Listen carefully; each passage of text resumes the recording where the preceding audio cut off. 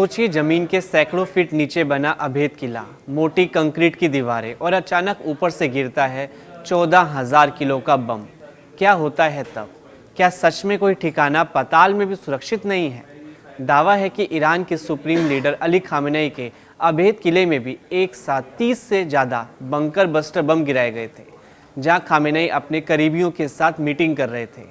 आज बात दुनिया के सबसे खतरनाक गैर परमाणु हथियारों में गिने जाने वाले बंकर बस्टर बम की।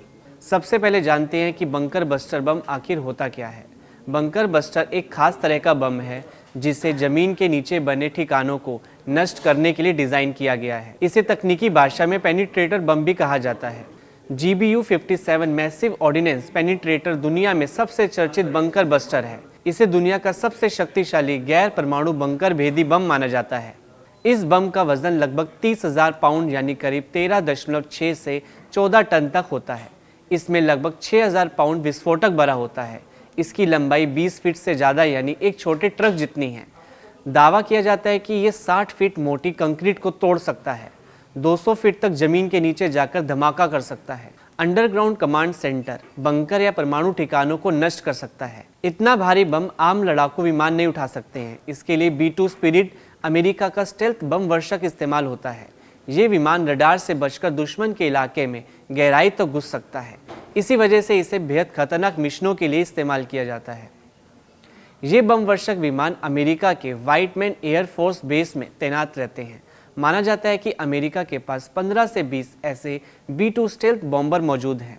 सामान्य बम जमीन से टकराते ही फट जाता है, लेकिन बंकर बस्टर बम ऐसा नहीं करता। इसकी नाक बेहद मजबूत स्टील से बनी होती है। पहले तेज गति से जमीन या कंक्रीट को भेदता है। कई मीटर अंदर घुसने के बाद टाइम डिले फ्यूज से विस्फोट करता है, यानी धमाका जमीन के अंदर होता है और अंदर का पूरा स्ट्रक्चर ध्वस्त हो जाता है।